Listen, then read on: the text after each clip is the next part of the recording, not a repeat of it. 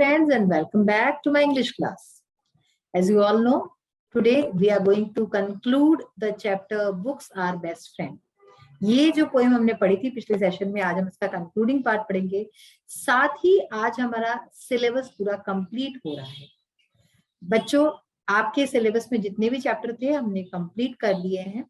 इसके आगे के जो चैप्टर्स आपको एक दो जो बुक्स में दिख रहे हैं वो आपको रीड एंड एंजॉयमेंट के लिए है कि आप इसको पढ़िए और समझिए। तो हमारा जो चैप्टर है वो यहाँ पे बेसिकली सिलेबस का सारा खत्म हो जाता है।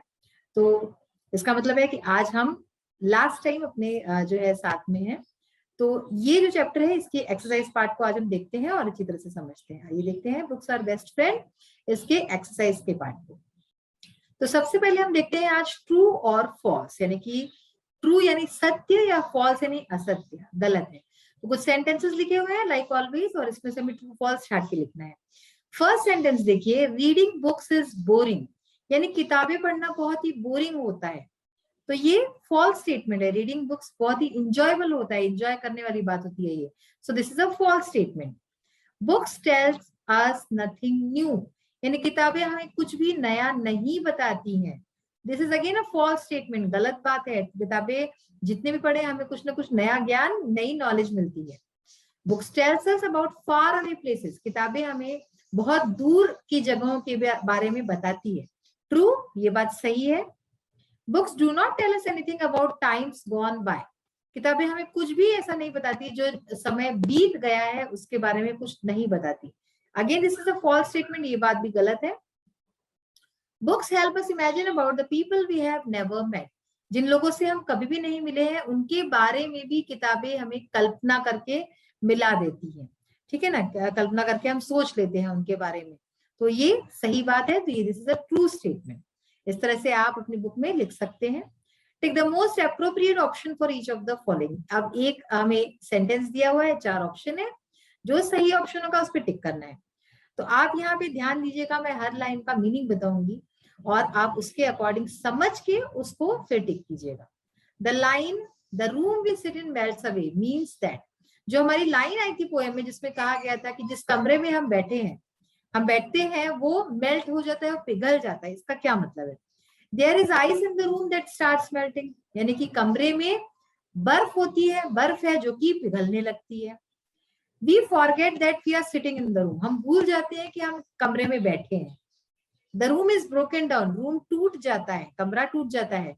या फिर the room we are sitting is made of ice, जिस कमरे में हम बैठे हैं वो बर्फ से बना है। तो ऑब्वियस है कि हम जिस कमरे में बैठे हैं हम उसको भूल जाते हैं, हम किसी दूसरी दुनिया में पहुंच जाते हैं, इसलिए बी ऑप्शन करेक्ट है। सेकंड देखिए, the words are chosen friend refer to, जो शब्द कहे गए हैं अवर चोजन फ्रेंड, इसका मतलब क्या है? ये किस चीज को रिफर करता है? Our best friend in school, हमारे स्कूल में जो सबसे अच्छे दोस्त थे उसके बारे में। A friend who we like playing with, एक दोस्त जिसके साथ खेलना हमें पसंद है। A character whom we like in a story, कहानी जब हम पढ़ते हैं तो उसमें जो एक चरित्र होता है जिसके साथ जिसको हम पसंद करते हैं। या फिर the friend we choose to study with, या फिर वो दोस्त जिसको हम पढ़ाई के लिए चूज करते हैं अपने साथ कि हम इसके साथ पढ़ेंगे। तो करेक्ट ऑप्शन क्या है कि character whom we like in a story, जो कहानी में हमारा पसंदीदा पात्र होता है वो होता है हमारा चोजन फ्रेंड इस पोएम के हिसाब से। नेक्स्ट है, here's our body in the chair but our mind is out there, यानी कि हियर्स, देखिए इसमें कहा गया कि हमारा शरीर जो है वो यहाँ पे कुर्सी पे है, लेकिन हमारा जो माइंड है, हमारा दिमाग है, वो कहीं और वहां पे चला जाता है जहां हम किताब पढ़ रहे हैं। The poet feels that when we are reading books we are sitting in chairs but our minds are, तो यहाँ पे इन 2 लाइनों में कवि ये महसूस करता है कि जब हम किताबें पढ़ते हैं तो हम चेयर पे बैठे होते, कुर्सी पे बैठते हैं, लेकिन हमारी जो दिमाग है वो कहाँ होता है? Our minds are at school, school में होता है। Our minds are at home, घर पे होता है। या फिर at the places and times we are reading about, या फिर ऐसी जगहों पे और ऐसे समय पे जो हम किताब पढ़ रहे हैं उसके बारे में। या फिर इन द प्लेग्राउंड, खेल के मैदान में। तो करेक्ट ऑप्शन क्या होगा? At the places and times we are reading about, जिसके बारे में हम पढ़ रहे हैं उन जगहों के बारे में हमारा दिमाग वहीं पे होता है। अब आइए हम देखते हैं इसके आगे की एक्सरसाइज कौन सी है। ये जो हम एक्सरसाइज पढ़ रहे हैं ये हम पिछले अपने सेशन में कर चुके थे। आज हम प्रीफिक्सेस के बारे में पढ़ेंगे। प्रीफिक्सेस यानी कि जो किसी शब्द के पहले रख के जो शब्द का मीनिंग ही बदल दे। The word unlock is made by adding the prefix un to the word lock. Unlock जो शब्द है वो बना है प्रीफिक्स अन लगा के लॉक शब्द में, यानी कि लॉक होता है उसमें अन लगा के जो है अनलॉक शब्द बना। Some words in the help box can be changed into new words by adding an। तो यहाँ पे नीचे आप हेल्प बॉक्स देख सकते हैं, ठीक है ना। ये हेल्प बॉक्स में कुछ शब्द दिए हुए हैं, तो इसमें से कुछ शब्द जो है वो अन लगा के चेंज हो जाएंगे। और choose the words that will take the prefix un. तो हमको चूज करना है कौन से शब्दों में अन लगेगा। Also make the opposite of the remaining words. और बाकी के जो शब्द है उनका हमें अपोजिट बनाना है बाय एडिंग अदर प्रीफिक्सेस, और जो प्रीफिक्स है उनको लगा के, जैसे कि इल, इन, डिस, मिस, इर, एटसेट्रा। तो ये एक्सरसाइज आज हम करेंगे आगे, तब आप देख सकते हैं किस तरह से हमने किया है। अब देखते हैं राइमिंग वर्ड्स। से द फॉलोइंग लाइंस अलाउड। अब ये जैसे मैं पढ़ती हूँ वैसे आप भी पढ़िए। What worlds of wonder are our books. फिर से पढ़िए।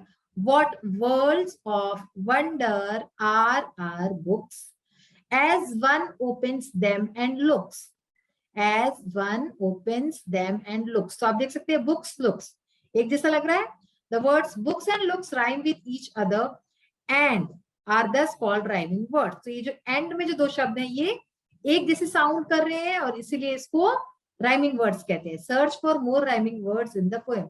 तो इसी तरह के कुछ और राइमिंग वर्ड्स है जो हम इस पोएम में सर्च करेंगे। कंपोजिशन है write in what do you like to read. आपको क्या पढ़ना पसंद है। Write in 50-60 words about a book or story that you like very much. आपको 50-60 शब्दों में एक बुक या स्टोरी के बारे में लिखना है जो कि आपको बहुत पसंद है। और the book need not to be in English. Book जरूरी नहीं है कि इंग्लिश में हो, आपकी हिंदी में भी हो सकती है। Sunil has written down about his favourite story below. तो यहाँ पे एक एग्जांपल के तौर पे दिया गया है कि सुनील ने अपनी पसंदीदा कहानी के बारे में लिखा है। आपको भी इस तरह से लिखना है। My favourite story is Vikram Betal, यानी कि मेरी पसंदीदा कहानी है Vikram Betal. It is about a king and a ghost. ये एक राजा और भूत के बारे में। I like it because the ghost is very smart. मुझे ये कहानी पसंद है क्योंकि जो भूत है वो बहुत ही स्मार्ट है। He tells lots of stories। वो कई सारी कहानियां बताता है। He asks lots of questions। और वो कई सारे सवाल भी पूछता है। तो इस तरह से हम भी एक नई जो है कहानी लिखेंगे। आइए देखते हैं ये जो सारी हमारी बची हुई एक्सरसाइज है उनको किस तरह से करना है। तो सबसे पहले बच्चों हमने जो प्रीफिक्सेस के बारे में पढ़ा था उसकी एक्सरसाइज करते हैं। कुछ शब्द है उसमें प्रीफिक्स लगा के किस तरह से चेंज होगा। Do, undo, happy, unhappy, polite, impolite. तो यहाँ पे देखिए आप अन के अलावा जो शब्द है वो सारे हमारे क्या हो रहे हैं। कई सारे शब्द आपको हो जाएगा कि ये सारे अपोजिट्स हो गए। डू, अनडू अपोजिट हो गया, happy, unhappy opposite, polite, impolite opposite, fit, unfit, able, unable, like, unlike, available, unavailable, legal, illegal, clean, unclean. Clean का वैसे डर्टी भी होता है लेकिन चूंकि हमें यहाँ पे प्रीफिक्स का ही इस्तेमाल करना है इसलिए unclean. Acceptable, unacceptable, polished, unpolished। So all these words are used by adding prefix, है ना। हमने प्रीफिक्स का ऐड किया है इसमें और नए शब्द बनाए और साथ में ये अपोजिट्स भी बन गए इन शब्दों के। Imaginative, unimaginative, impressed, unimpressed, relevant, irrelevant, planned, unplanned, guide, misguide, comfort, discomfort, friendly, unfriendly, regular, irregular, grateful, ungrateful, spell, misspell, charge, discharge, just, unjust, kind, unkind, plug, unplug, satisfying, dissatisfying। तो देखा आपने कई सारे शब्द तो हमने अन जो है प्रीफिक्स लगा के बनाए हैं और कई सारे हमने और जो अलग अलग प्रीफिक्सेस होते हैं उसके साथ लगाए। तो ये सारे शब्द मैंने जिस तरह से बोले हैं आप भी उसको उच्चारण करना सीखिएगा। अब आती है राइमिंग वर्ड्स के बारे में। Search and write rhyming words from the poem. Poem से कुछ हमने राइमिंग वर्ड्स लिए हैं। Rise, eyes, away, play, and friend, page, age, chair, there, box, unlocks, covers, lovers. All these are rhyming words. Now we will write a composition, है ना, हमें अपने पसंदीदा बुक या फिर स्टोरी के बारे में लिखना है। तो देखिए, my favourite story is Akbar and Birbal. मेरी पसंदीदा कहानी अकबर बीरबल है। It is about the wisdom of Birbal. ये बीरबल की चतुराई के बारे में है। He was the wisest minister in emperor Akbar's court. वो राजा अकबर के दरबार में सबसे बुद्धिमान मंत्री था। He had the ability to solve any kind of problem by his wit and wisdom. उसमें ये वो सक्षम था किसी भी तरह की समस्या को सुलझाने में अपनी विट एंड विजडम से, अपनी चतुराई से, अपनी होशियारी से। He was one of the Navratna of the emperor Akbar. वो राजा अकबर के 9 रत्नों में से, नवरत्न जिसको कहा जाता है, उसमें से एक था।